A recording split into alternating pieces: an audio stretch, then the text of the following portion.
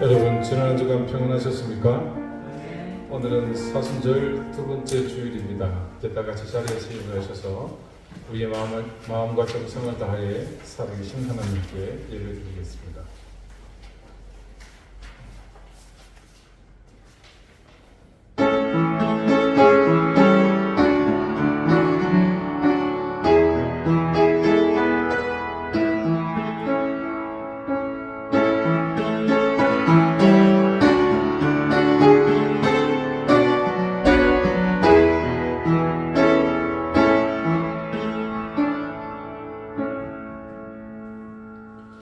하나님이여, 주는 나의 하나님이시라. 내가 간절히 주를 찾되 물이 없어 마르고 황폐한 땅에서 내 영혼이 주를 갈망하며 내 육체가 주를 앙모하나이다. 내가 주의 권능과 영광을 보기 위하여 이와 같이 성수에서 주를 바라보았나이다. 주의 인자심이 생명보다 나음으로 내 입술이 주를 찬양할 것이라. 아멘. 죄로 인해 흙으로 돌아갈 인생이었던 우리가 그리스도께서 부어주신 새로운 생명의 호흡으로 영생을 얻어 하나님을 향해 거룩한 산제사를 드리는 인생이 되었습니다. 우리의 호흡은 이제 영원한 생명을 주시는 주의 영존하심을 따르는 거룩한 숨결이며 생명까지 내어주시며 구원을 이루신 주님의 능력임을 고백합니다. 그래서 이제 우리는 사랑의 생기로 거룩하신 하나님을 예배하며 그 사랑의 능력으로 세상을 향해 제자된 사명을 감당하며 기쁨으로 살 수 있음을 또한 믿습니다. 오늘 이 예배 가운데 주님의 고난과 십자가의 피 흘림이 우리의 이 다짐 속에서 더욱 생생히 살아 역사하게 하시고 우리의 경배와 찬양이 그 모든 삶을 온전케 하시는 하나님을 향해 드리는 온전한 산제사가 되게 해 주십시오. 예수 그리스도 이름으로 기원하옵나이다. 아멘. 찬송가 3장 함께 찬송하겠습니다.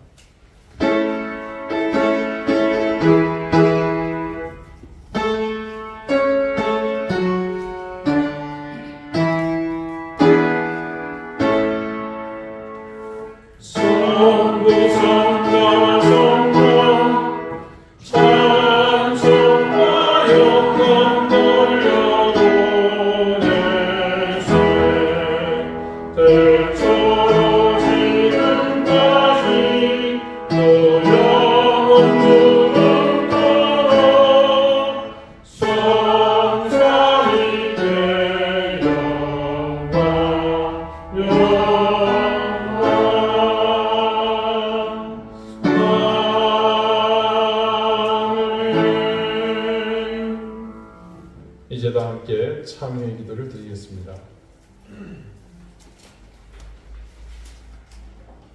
자비하신 하나님, 이 시간 엎드려 고백하며 우리의 모든 죄를 회개합니다. 성과 속을 넘나들며 내 필요와 욕망을 위해 선택하며 나의 모든 삶을 그렇게 살았던 시간들을 용서해 주십시오. 하나님의 자녀로서 우리의 중심을 지키지 못했고 여전히 우리 육신 가운데 깊이 자리 잡고 유혹하는 옛사람의 그림자에 갇혀 살았습니다. 선과 악이 분명하고 거짓과 진실을 구별할 말씀의 깨달음이 이미 우리의 의식과 삶의 주변에 가득했지만 여전히 나는 나의 법과 이기적 사견으로 모든 것을 합리화하면서 내 편익과 안위를 지향하는 것이 절대 선이라 여기며 그 고집대로 살기에 여념이 없었습니다. 그러는 동안 하나님을 사랑하는 것과 이웃을 사랑하는 일, 섬기고 나누며 희생하고 물러서는 일들에 무관심했으며 심지어 고통과 절망 속에서 부르짖는 이웃의 아픔도 외면하며 살았습니다. 내 마음은 충족되었으나 내 영혼이 메말라감을 깨닫지 못하고 그렇게 살았습니다. 지독하게 육체적인 삶, 육적 욕망만을 위해 살았던 지난 우리의 모든 허물을 이제 회개하오니 주님 용서해 주십시오. 이제는 하나님과 나만이 아는 죄를 생각하며 계속해서 침묵 가운데 참여의 기도를 드립니다.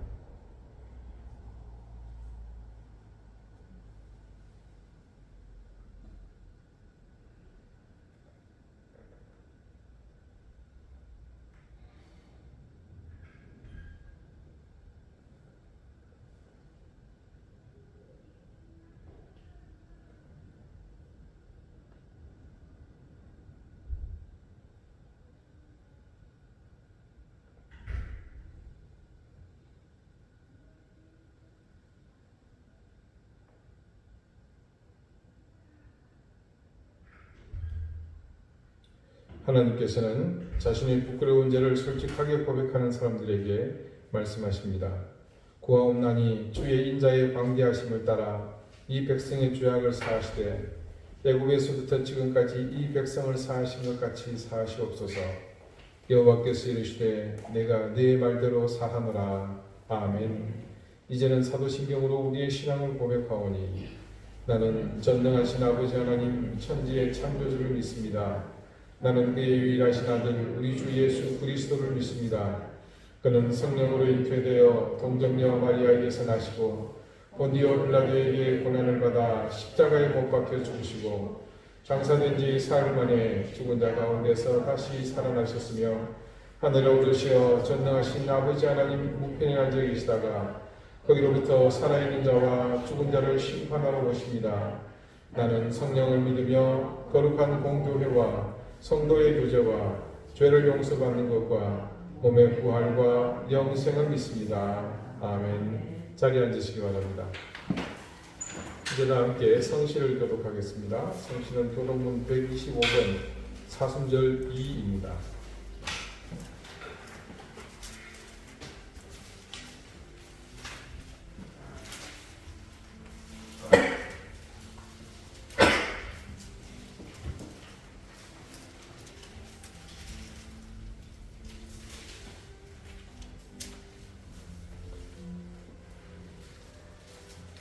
하나님이여 사슴이 시냇물을 찾기에 갈급함같이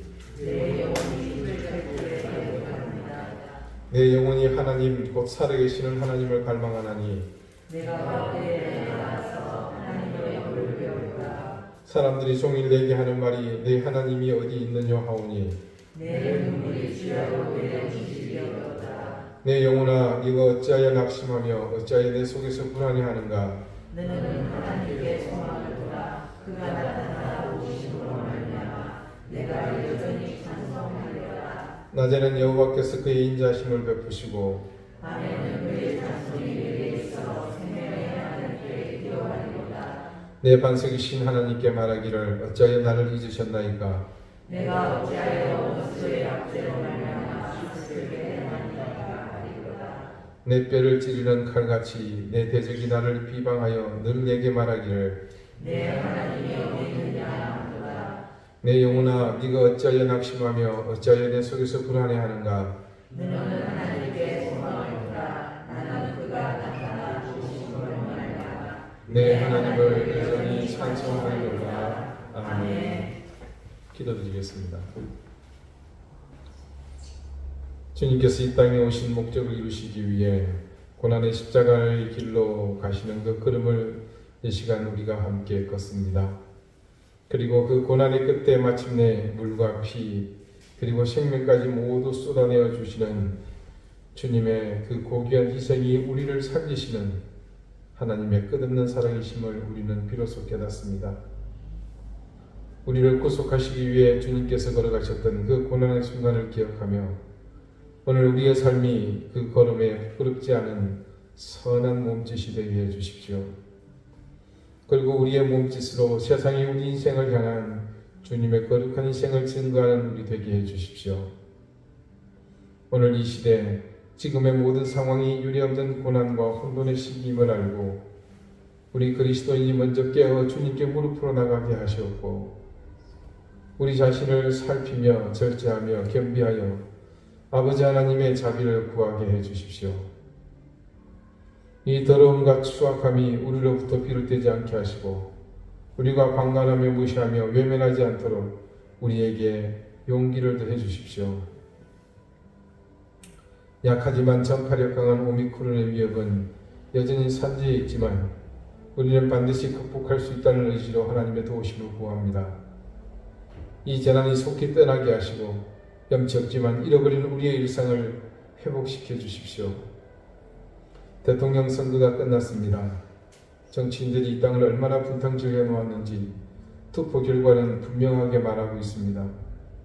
이 메시지 앞에 책임을 면치 못함을 깨닫게 하시고 자신이 무엇을 해야 하는지 그리고 함께 부활의 동안 우리 역시 무엇을 해야 할지 명확히 깨닫게 해주십시오. 교회가 이 위기의 때에 할 일이 있음을 자각하고 이제 서서히 일어서게 해 주십시오. 만물이 봄 기운 앞에 새로운 생명을 움티우고자 한껏 부풀어 있습니다. 막혔던 봄물이 터지듯 새봄의 기운이 만물을 뒤덮는 그때를 준비하며 마지막까지 긴장을 늦추지 않고 우리의 최선을 다해 주님 주실 은혜와 복을 기다리게 해 주십시오. 세상의 혼돈 속에 삶의 자리를 위협받고 있는 우리 사랑하는 교우들을 주님께서 불쌍히 여기시고 그 혼돈 가운데 질서를 흑암 가운데 빛을 비춰주시는 하나님의 은혜와 공의가 더욱 강하게 역사하게 해 주십시오. 주님의 고난을 기억하는 사순절을 보내면서 조금 더 겸비하게 하시고 더 자주 엎드리며 말씀 앞에서 우리를 돌아보는 시간이 많아지게 해 주십시오. 그리고 그런 시간을 통해 우리가 하나님의 사랑을 받고 있다는 사실을 깊이 깨닫게 해 주십시오. 유리없는 산불로 고통받고 있는 울진과 강원도 일대를 주님께서 살펴주시기를 간절히 구합니다. 푸틴의 망상으로 시작된 이 참혹한 사륙극, 러시아의 침공이 명분을 잃고 속히 물러나게 해 주십시오. 전장에서 피눈물 흘리는 우크라이나 국민들을 주님께서 불쌍히 여겨 주십시오. 우리 사랑하는 교우들의 생업의 현장을 지켜주시고 그 자녀들의 앞길을 열어주십시오. 병마와 싸워 이기도록 하나님께서 강건한 힘을 더해 주시고 우리 교우들의 가정이 늘 하나님의 은혜로 화평을 이루게 해 주십시오. 이 예배를 주님께서 기쁘게 받으시며 하늘의 신령한 은혜로 이 시간 우리와 함께 해 주시기를 구합니다. 오로지 겸손한 마음과 가난한 심령으로 주님만을 바라보오니 주여 우리를 불쌍히 여겨 주옵소서. 예수 그리스도 이름으로 기도드리옵나이다. 아멘.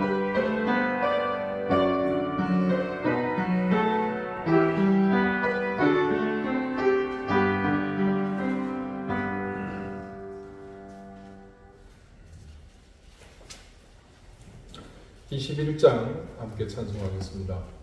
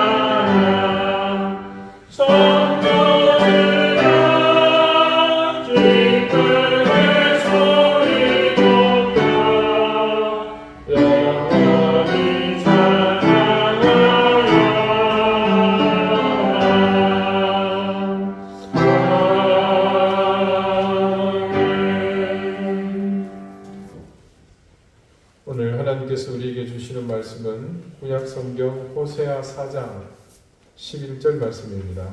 구약 1259쪽입니다.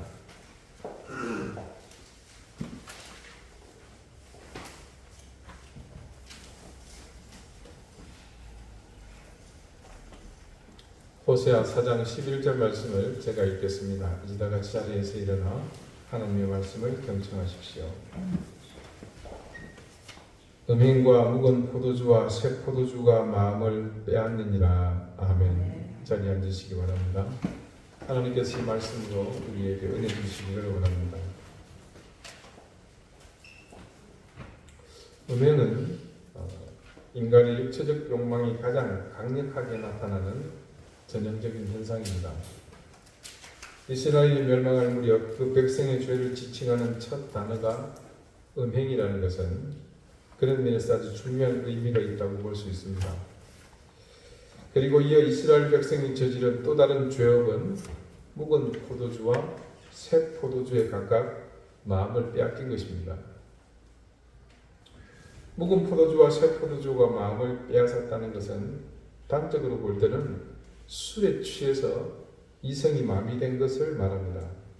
그러나 이 역시 하나님을 배반하고 자신의 욕망대로 살고자 발버둥치던 그때의 처지에서 볼 때 이는 낡거나 새로운 것이 문제가 아니라 하나님의 뜻과 자기 뜻이 배치될 때에 상대적으로 나타나는 갈등을 표현한 것으로 볼 수 있습니다. 가령 하나님의 뜻을 순종하려는데 지금 눈앞에 새로운 것이 화려하게 펼쳐지고 있습니다. 그러나 하나님은 낡고 오래된 그래서 묵은 것을 지키라고 말씀하십니다. 말씀이 요구하는 삶은 묵은 것이기는 하지만 그것이 진리고 하나님의 인도를 따르는 것인데 새로운 것에 화려한 것에 미혹되어 이전 것을 버린다면 그것은 새 포도주의 마음을 빼앗기는 것과 같습니다. 반대로 새로운 것을 따라 행하는 하나님의 말씀을 따르려고 보니 이전에 오랫동안 반복해서 해오던 것이 너무 좋아 보입니다. 그래서 하나님이 우리에게 새로운 것을 취하라고 말씀하시지만 그것을 따르지 않고 여전히 이전의 삶을 고수하려고 합니다. 무엇입니까? 묵은 포도주의 마음을 빼앗긴 것이죠. 제가 제주에 오기 전 마지막 섬기던 교회는 서울 영락교회입니다. 교회 역사를 보면 우리나라에서는 그렇게 오래된 교회는 아닙니다. 이 교회가 아시다시피 피난민들에 의해서 세워진 교회이기 때문에 그렇습니다. 하지만 우리 한국교회의 자랑스러운 신앙유산인 곧 한경직 목사님이 세우시고 목회하셨던 교회였기에 지금 교세의 규모로 선두는 아니지만 80년대를 전후해서 우리나라의 최초의 1만 명 교인 시대를 열었던 그런 교회에서 영향력은 지대했습니다. 바로 잡습니다. 피난민이 아니라 해방 이후입니다. 이후 소망교회나 사랑의 교회 등 굵직굵직한 교회가 설립되고 이런 다음 세대의 교회들이 성장할 때 실제로 이 교회의 교인들이 주축이 되었던 것은 공경연한 사실이기도 합니다. 초대 설립자인 고 한경직 목사님은 교회 목표는 오로지 영락교회만을 위한 영락교회만의 성장이 아니라 민족 복음화로 먼 미래 한국교회를 내다보셨습니다. 그런 목회 철학 덕분에 영락교회는 명실상부 한국교회의 어머니와 같은 역할을 감당해냈습니다. 한때 영락교회의 위상은 한국교회에서는 거의 독보적이었습니다. 가령 제가 다른 교회의 부목사로 심무할 때 지금 우리가 쓰고 있는 성경 있죠.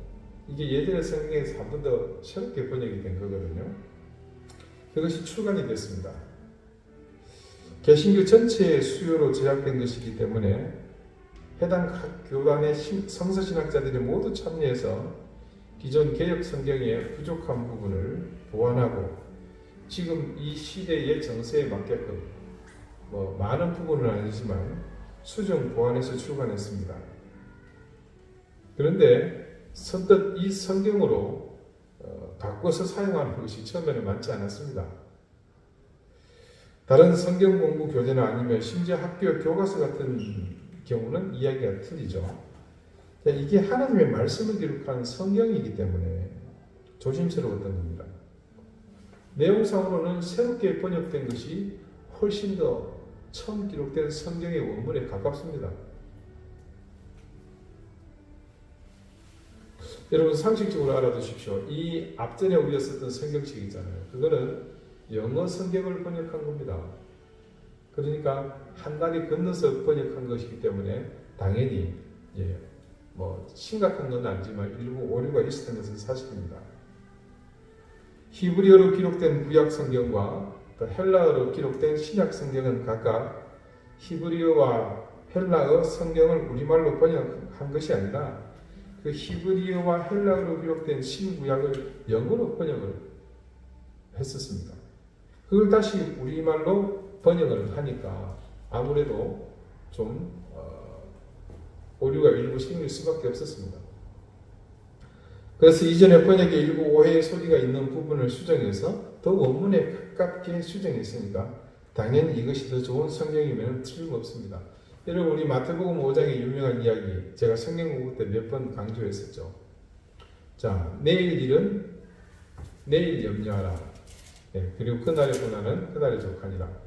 이 했을 때 예전 개혁 성경에는 그냥 내일 일은 내일 염려하라 이렇게 되어 있습니다. 그러니까 오늘 염려한 거를 오늘까지만 하고 그걸 그냥 잊어버리고 푹 잘 자고 아침에 일어나서 내일 가서 다시 염려해라. 이런 의미로 해석이 될 수 있는데 원문을 다시 번역해 보면 그렇지 않습니다. 내일 일은 내일이 염려하라. 그러니까 새로 번역된 것은 그렇게 되어 있습니다. 그러니까 내일 염려할 것은 내일 가서 내가 하는 것이 아니라 내일 염려는 내일이라는 주체가 그 내일이 알아서 염려할 것이다. 그러니까 무슨 얘기입니까? 예전 성경 같으면 내일 가서 다시 염려해야 되는데 내일 가서 제가 염려할 것이 없는 겁니다. 그게 원문에 맞는 번역이거든요. 그런 식으로 수정이 된 겁니다. 그런데 그럼에도 불구하고 서로 눈치를 보고 있는 상황에서 제가 신부하던 당시 교회 담임 목사님이 지시를 했습니다. 지금 영락교회에 아는 사람에게 전화해보고 그 교회의 성경책을 바꿨는지 확인을 좀 하라는 겁니다. 그래서 영락교회 부목사 중에 제가 아는 분께 문의를 했더니 진작에 바꾼다는 겁니다. 그 얘기를 담임 목사님께 전해드렸더니 바로 그 다음 주 주부에 성경책 바꾼다는 광고가 나갔습니다. 사실상 모든 교회의 모범이 되는 교회로 자타가 공인했던 그런 교회라고 봐도 과언이 아니었습니다. 그런데 그런 교회에도 불구하고 그 가운데 묻지 못할 일이 있었습니다. 제가 시험하던 당시 교회는 18개의 교구가 있었습니다. 1교구 강남부터 마지막 수원 화성까지입니다. 그렇게 각 교구 하나하나가 어지간한 중형 교회 하나 정도의 규모를 갖출 정도였습니다. 그래서 모든 교회 행사나 봉사 여러 가지 일들에는 이 교구가 중심되어서 진행이 됩니다. 순서별로 교회의 봉사, 교육, 선교가 다 이루어집니다. 예배도 물론 교구별로 담당을 합니다. 예배 때 봉사 손길이 제일 필요한 게 뭡니까? 우리 교회는 조금 좀 예외이긴 합니다만 안내 그리고 헌금을 수거하는 일입니다. 헌금위원회죠. 그래서 해당 교구 목회자는 순번에 따라 안내 봉사자와 헌금 봉사자의 명단을 작성해서 예배부에 제출하고 순번이 바뀔 때면 여러 교회처럼 봉사자의 명단이 주부에 기재가 됩니다. 그런데 이 헌금 봉사자를 세우는 것이 늘 해당 교구의 목회자에게는 큰 고역이었습니다. 달리 고역이 아니라 남자 성도들은 그냥 있는 정장 그대로 입고 나오면 됩니다. 문제는 여자 성도들입니다. 권사가 되었건 집사가 되었건 직분과 관계없이 여성 헌금위원은 한복을 반드시 착용해야 합니다. 남자들은 절대 이해 못합니다. 여성들이 한복을 입는 것이 얼마나 번거로운 일인지 말입니다. 복에 따라서는 여자 한복이 훨씬 더 수월해 보이죠. 왜냐하면 저고리 입고 치마에 휙 둘러서 묶으면 되잖아요. 그죠? 남자는 좀 복잡하단 말이에요.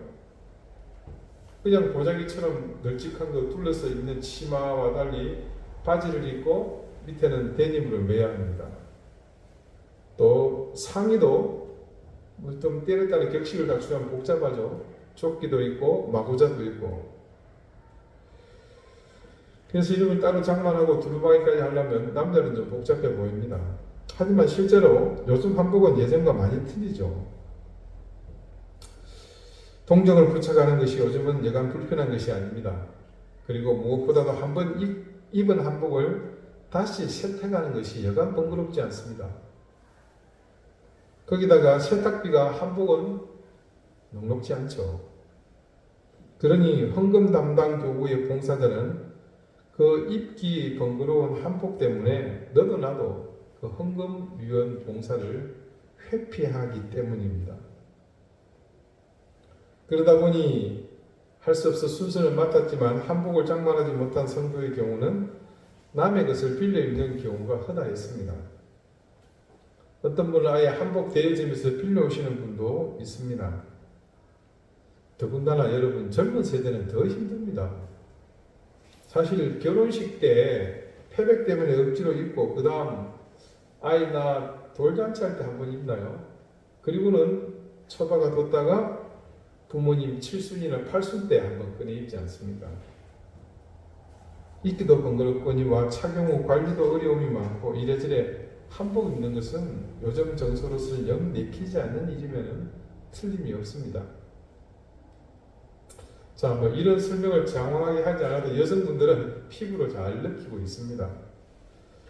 그래서 결국 십수년 전부터 여성헌금위원회 한복 착용을 폐지해달라는 요청이 슬슬 나오기 시작했습니다. 그리고 당회에서는 마침내 이 건의에 관해서 결정을 해야 할 상황이 되었습니다. 어떻게 되었을까요? 네, 당연히 부결되었습니다. 그러니까 제가 이 얘기를 지금 하는 거죠. 몇몇 목소리 큰 장로님이 무슨 말도 안 되는 소리냐며 정작 말도 안 되는 소리는 본인이 하면서 절대 용납할 수 없다는 통에 이 여성 성도들의 요구는 묵살되었습니다. 제가 부임해서 예배부 담당 목사가 되었을 때 이 문제를 다시 공론화했습니다. 제가 손대를 매야 되겠다 싶더라고요. 아무리 봐도 이건 너무 심하거든요. 그래서 그냥 들이밀면 예전처럼 묵살되기 쉽기 때문에 미리 사전 작업을 했습니다. 우선 여성들의 파워그룹인 역대 권사회 회장을 소집했습니다. 헌금위원 한복 착용권이라고 했더니 한 분도 빠지지 않고 1분도 늦지 않고 다 오셨습니다. 제가 건의 안에 대해서 모두 대찬성이었습니다. 그리고 현재 봉사를 담당하고 있는 각 여전대회 회장을 소집했습니다. 같은 의견으로 모였고 논란의 여지 없이 모두 대찬성이었습니다. 각 회의를 소집한 자리에서 사전 정지 작업이 필요하므로 당회원, 장로를 남편으로 둔 권사님들에게는 오늘부터 남편이 당회에서 반대하지 못하도록 반드시 설득이나 협박을 할 것과 그리고 한복을 입지 않았을 때 어떤 복식을 할 것인지를 사전 논의를 했습니다. 마침내 그런 노력의 결과로 여성헌금위원회 한복 착용이 교회 설립 60년이 지난 후에야 겨우 폐지되기에 이르렀습니다. 모든 교구에서는 대환영이었고 저는 영락교회 역사상 처음 이 일을 해결한 이른바 전과를 올리게 되었습니다. 이후 헌금위원회 복장은 동절기에는 치마를 착용한 검은색 정장, 하절기에는 흰색 상의에 검정색 치마 정장을 하는 것으로 바뀌게 되었습니다.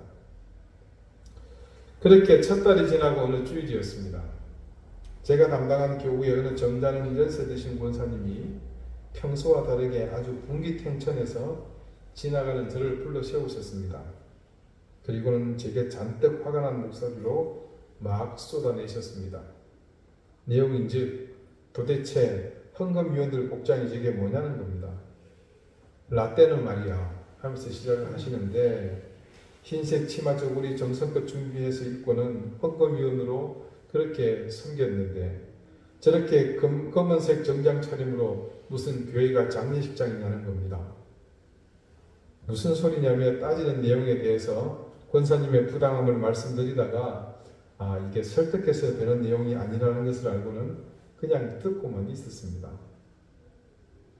어떻게 보면 당회에서 장로님들이 반대한 것도 있지만 그 전에 이런 논의에 대해서 나이 드신 분들이 절대 용납해서는 안 된다는 여론이 조성되어 있었던 것으로 보입니다. 어르신들의 그런 주장은 충분히 이해합니다. 그분들이 그 일을 할 때는 그나마 지금의 세대보다는 한복을 많이 착용하던 시대였습니다. 더군다나 그 시절에는 주일에 흰색 한복 차림으로 교회에 출석하시는 분들이 굉장히 많았습니다.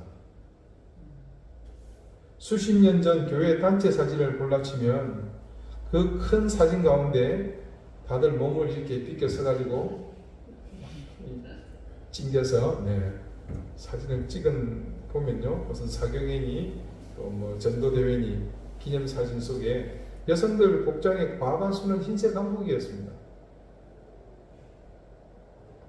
하지만 2000년대를 지나면서 교회에서 주일에 한복을 입고 예배드리러 오시는 분들은 그때와 현저하게 차이가 날 정도로 줄었습니다. 더군다나 50대 이하의 여성 중에 주일에 한복 입고 예배드리는 분들은 당시에 영락교회 헌금유들 빼고는 전국에 아무데도 없었습니다. 실제로 한복을 입고 헌금을 걷는다고 해서 이것이 하나님을 기쁘시게 하는 일이고 그렇지 않으면 불경스러운 일이라고 할 수는 없습니다. 단지 오랫동안 그렇게 해왔기 때문에 그것을 바꿔서는 안 된다는 주장이 앞설 뿐입니다. 그들에게는 하나님의 뜻보다도 우선한 그것이 묵은 포도주였습니다. 지난달에 영락교회에서 여자 장로님 한 분이 제가 그 교회를 떠난 이후 오랜만에 저를 뵈러 오셨습니다. 제가 영락교회를 사임하고 제주로 부임할 때 전체 교인 앞에서 인사를 드리면서 이렇게 말했습니다. 앞으로 제주 오시는 교우들께서는 절대 저를 찾아오지 마십시오 하고 부탁을 드렸습니다. 연락도 하지 말라고 그랬습니다.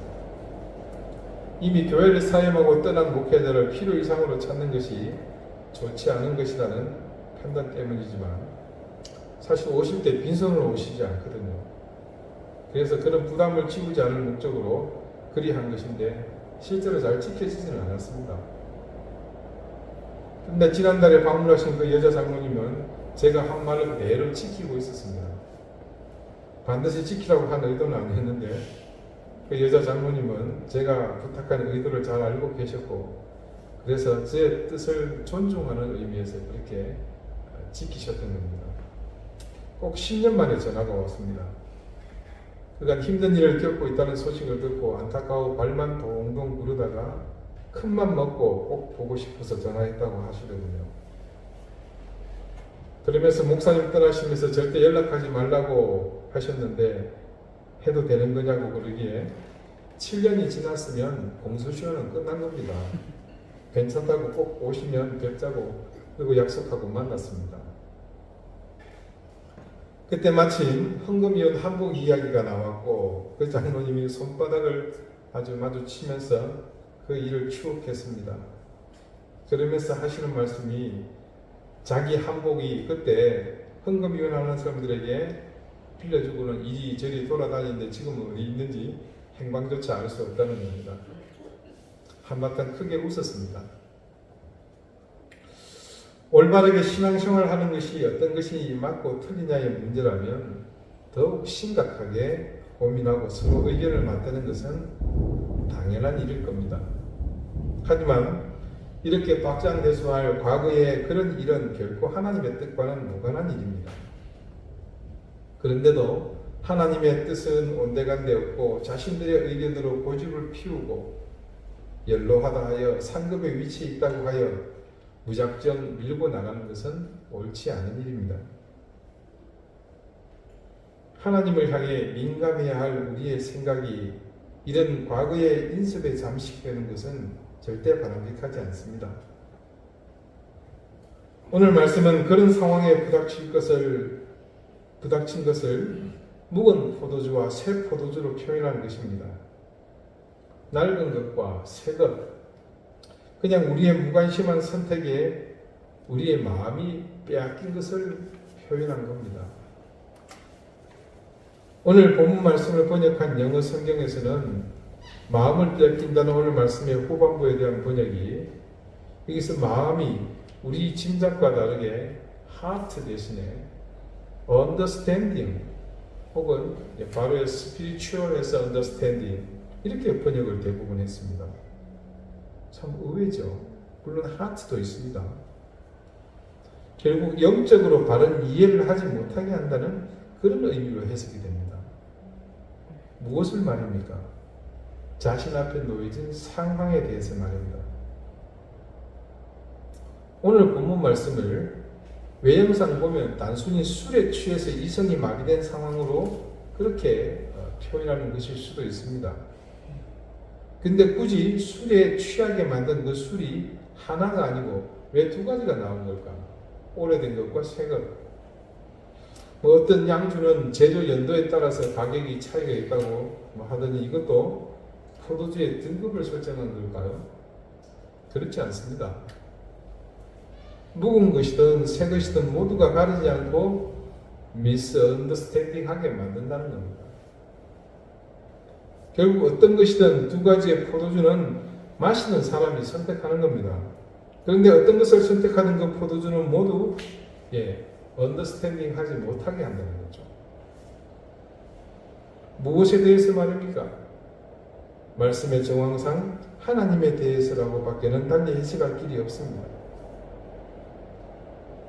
하나님에 대해서 바르게 이해하지 못한다는 것은 결국 하나님의 뜻을 저버리는 행위로 연결됩니다. 그렇다면 지금 자신의 판단을 흐리게 만드는 이 포도주들은 모두가 뭡니까? 신앙의 방해물이면 틀림없습니다. 그 시대 하나님의 백성이 이방의 우상에 물들어 자신의 본분을 잃어버리고 음행과 더불어 하나님을 섬기는 것을 범패스럽게 생각해서 하나님이 원하시는 것을 내팽개쳐 버리고 자신이 원하는 대로 묵은 포도주와 새 포도주를 입맛에 따라 선택하며 살았다는 것은 결국 자신들의 인생의 목적이 오로지 욕망을 채우는 길밖에는 없었다는 것을 적나라하게 증명하고 있는 겁니다. 우리 앞에 늘 두 가지의 포도주가 있습니다. 묵은 포도주와 새 포도주. 어떤 포도주가 좋은 것인지 그것은 중요하지 않습니다. 자신의 마음을 빼앗기지 않고 하나님의 뜻을 따르는 것이 우리에게 무엇보다 중요합니다. 정직한 신앙과 바른 믿음을 갖고자 하는 사람은 늘 이 선택에 신중을 기해야 합니다. 신중을 기해하는 이유는 단지 하나, 하나님이 어떤 것을 원하시는가입니다. 때로는 내가 가는 길을 멈추라고 말씀하실 때가 있습니다. 그리고 지금 목표로 삼고 있는 그 길을 중단하고 새로운 길로 가라고 하십니다. 이미 가고 있는 지금 이 길은 내게는 너무 편합니다. 달리 편한 것이 아니라 길을 잘 알고 있거든요. 여러 번 경험한 적이 있다는 말입니다. 그래서 이 길을 갈 때는 내비게이션 키지 않아도 됩니다. 그래서 가장 빠르고 안전하게 갈 수 있는 이 길은 늘 나의 여정에서는 마치 택시 기사가 다른 사람들과 달리 자신만 잘 알고 있는 그 길처럼 나는 항상 이 길에 익숙하고 그 길로 가는 것을 당연한 것으로 여기고 삽니다. 그런데 하나님께서 이제 그 길로 목적지를 가던 이전의 방법을 버리고 전혀 다른 길로 가라고 하십니다. 이때 우리의 선택이 바로 우리 신앙이며 우리 믿음의 가장 정확한 현 주소입니다. 그때의 선택이 우리의 신앙을 결정하며 나아가 하나님과의 관계를 입증하는 분명한 증거이기도 합니다. 누군가 이런 이야기를 자주 합니다. 몇십 년을 신앙생활을 했지만 형편이 나아진 것이 하나도 없다고 말입니다. 성경 말씀은 목사의 설교는 분명 우리가 하나님의 말씀을 따라 사는 것이 복되고 은혜로운 길이라고 증거합니다. 그렇다면 적어도 십수년 아니 몇십 년을 신앙을 가지고 산 사람의 인생은 달라져 있어야 하지 않겠습니까? 근데 전혀 그렇지 못합니다.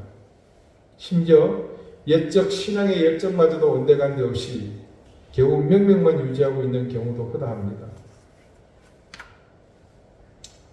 그렇게 된 데는 여러 가지 원인이 있겠지만 진중하게 살펴보면 그 가운데 반드시 자리 잡고 있는 것이 하나가 있습니다. 언제나 하나님의 요구에 내가 온전히 반응하지 못했던 일들이 그 행적 속에 켜켜이 쌓여 있었기 때문이라는 것을 말합니다. 하나님의 말씀이 요구하는 선택의 기로에서 매 순간 묵은 포도주와 새 포도주를 번갈아 선택하면서 하나님의 요구에 순종하지 못했고, 그러면서 하나님이 아닌 내가 선택한 포도주의 달콤함에 빠져들었기 때문입니다.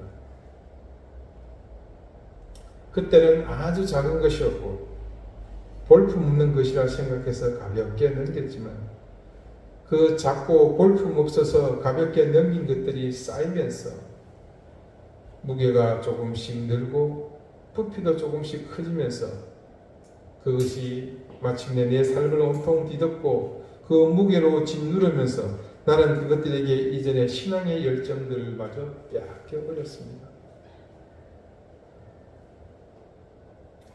사랑하는 우리 방주교의 존귀한 성도 여러분, 우리는 코로나 사태를 겪으면서 교회가 세상 가운데 제 역할을 하지 못하고 이 위기에 우왕좌왕했던 것을 기억하며 우리 스스로 자성하는 시간을 작년부터 가져왔습니다. 무엇을 믿어야 할 것인가에 대해서 그래서 작년 한 해는 많은 시간을 고민하며 우리의 신앙을 돌아봤습니다. 그 시간을 통해 그동안 우리는 정직하게 신앙생활을 하지 못했고 바르게 믿지 못했다는 사실을 통감했습니다. 그리고 그 중심을 관통하고 있는 중요한 원인이 바로 우리를 붙들고 있는 강력한 욕망의 힘이 하나님의 의지와 맞서고 있는 것 또한 깨달았습니다. 이런 상황, 이런 사실은 앞으로도 이 땅에서 여러분의 호흡이 멈추는 그 순간까지 여러분의 삶을 집요하게 괴롭힐 것입니다. 그런 힘을 우리에게 무상으로 무한 공급하는 악한 영이 우리를 자기 자녀 삼으려고 끊임없이 시도하기 때문입니다. 하나님의 말씀에 따라 살려는 의지를 굳건히 할수록 악한 영은 우리의 눈앞에 그 길을 부정하고 불순종의 길로 가도록 때로는 묵은 포도주, 때로는 새 포도주로 우리를 유혹할 것입니다.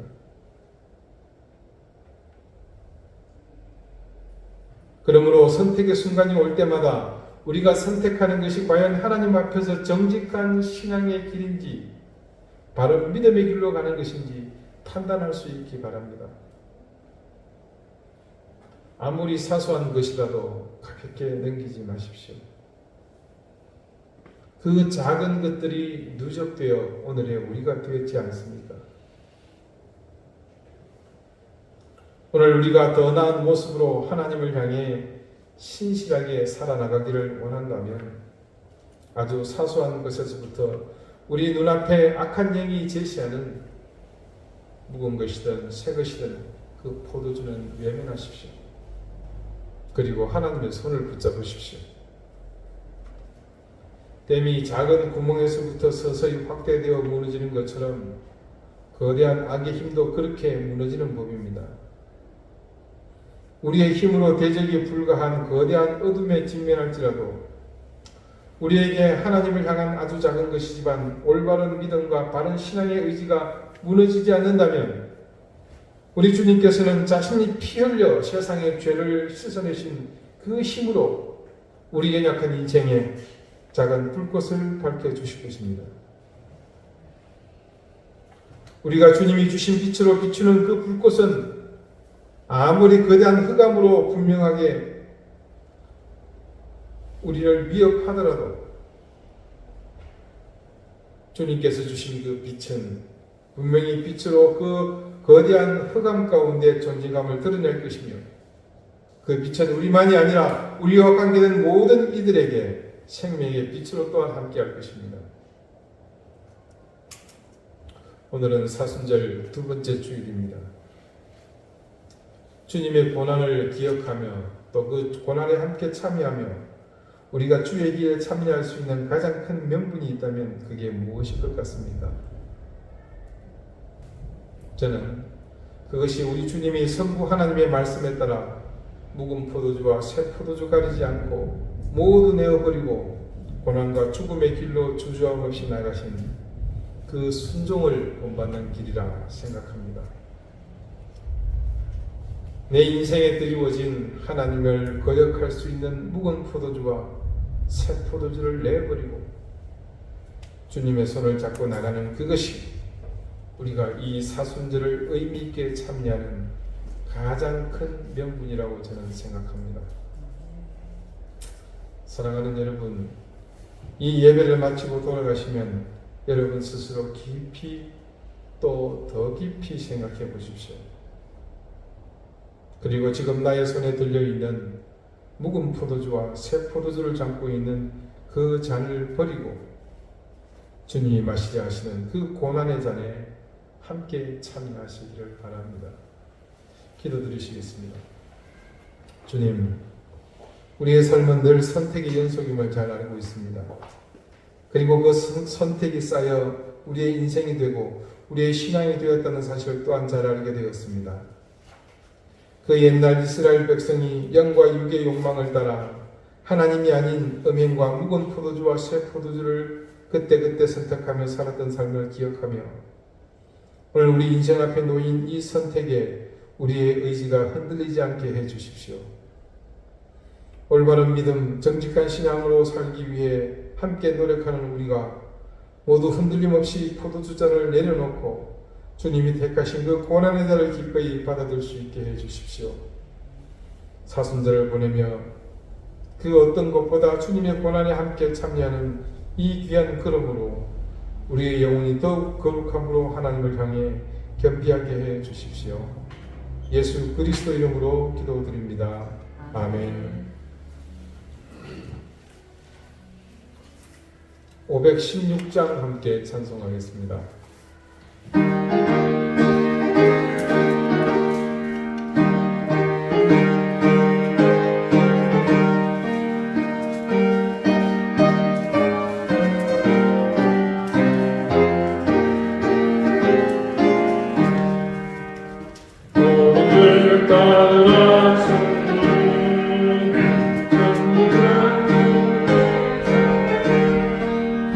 이들 따라서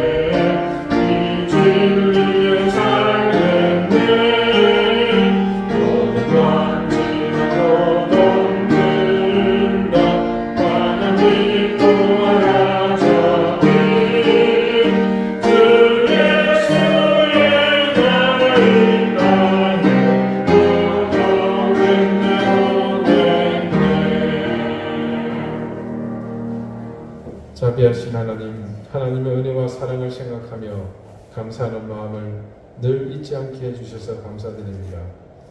내게 주신 모든 것이 하나님으로부터 왔음을 기억하며 그것을 잊지 않고 감사하는 마음으로 하나님께서 주신 것 중 일부를 정성껏 구별하여 하나님 앞에 드립니다.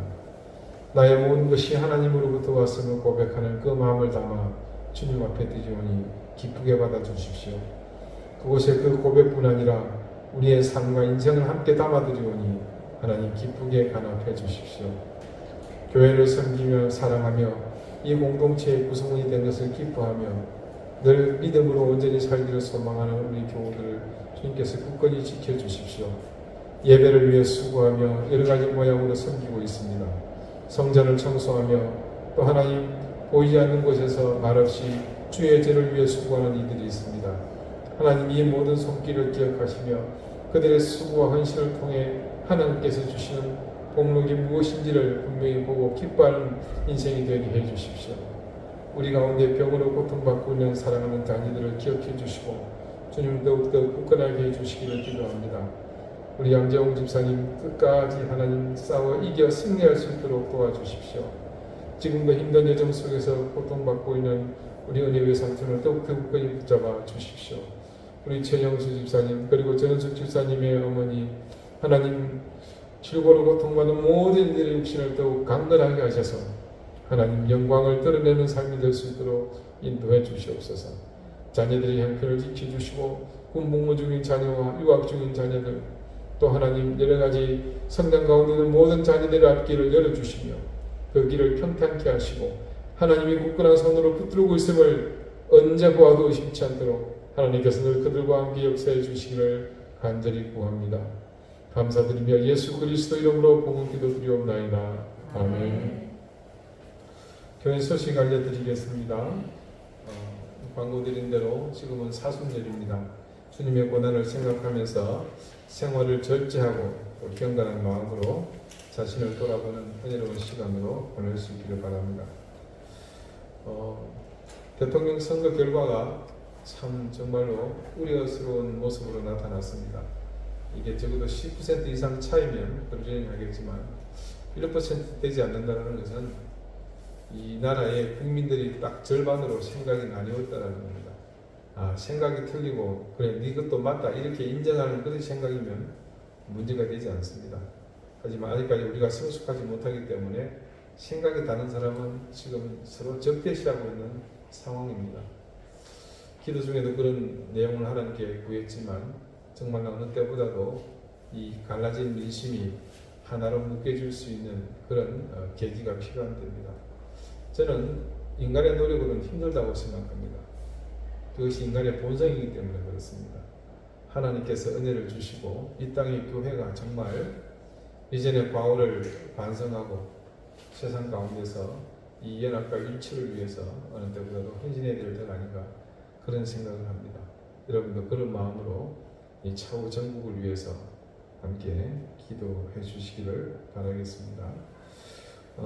교우들 중에 질고로 고통받고 있는 분들을 위해서 여러분들 기억하고 기도해 주십시오. 울진과 강원도 삼척 인근에 지금 산불이 오늘 좀 비가 오면 잦아지겠네요. 정말로 큰 어려움이 있더라고요. 단지 돌타서 회복하고 하는 문제가 아니라 생업이 현장이 철저히 무너지고 있는 그런 뉴스 보도들을 보면서 마음이 너무 아팠습니다. 여러분 그들을 위해서 기도해 주시고 우리 교회도 형편이 되면 이번 부활절 즈음에 모이신 헌금으로 그들을 좀 도울 수 있는 길을 모색해 봤으면 좋겠습니다. 러시아의 불법 침략으로 고통받고 있는 우크라이나를 위해서 계속해서 기도해 주십시오. 전 세계가 더 강력한 수단으로 러시아를 압박해서 이 명분을 잃고 속히 물러가도록 위해서 기도합시다. 미얀마, 아프가니스탄 또 지진을 고통받고 있는 하이티를 위해서도 계속 기도해 주시고 여러분 기도의 자리가 늘 그래서 제목이 풍성해질 수 있기를 바랍니다. 이제 다 같이 자리에서 일어나셔서 앞뒤 좌우에 계신 분들과 다정하게 인사를 나누시겠습니다. 54장 함께 찬송하겠습니다.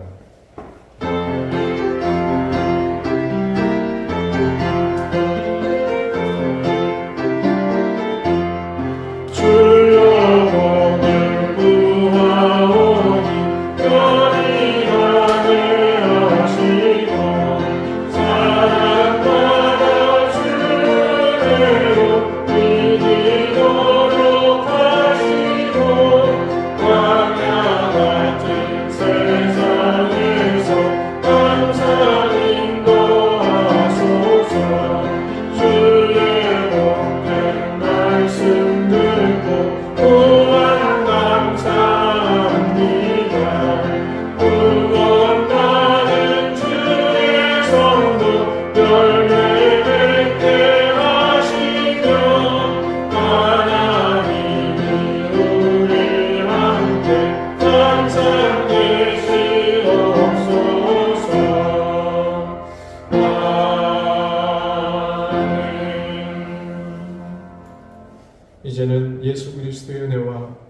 하나님의 사랑과 성령의 교통하심이 하나님의 뜻 앞에서 우리 양손에 쥐어져 있는 묵은 포도주와 새 포도잔을 번갈아 바라보며 늘 고민했던 이전의 삶을 버리게 해주시고 그 잔을 모두 비워내며 주님께서 성부 하나님의 말씀에 순종하여 고난과 죽음의 잔을 기꺼이 감당하셨던 것처럼 우리도 이제는 내 욕망을 채우기 위한 묵은 포도주와 새 포도주의 잔이 아닌 그 고난의 잔을 함께 받아 마시며 나가기를 소망하고 다짐하는 이 사랑하는 방주교의 성도들과 그들의 가정과 생업 그리고 산불로 큰 고통 가운데 있는 울진과 삼척 인근의 주민들, 러시아의 침공으로 피눈물 흘리고 있는 우크라이나의 국민들, 그리고 대선 이후 극명하게 드러난 분열된 이 사회, 이 땅, 이 나라 우리 조국 위에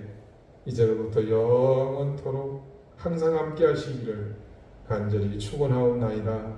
아멘.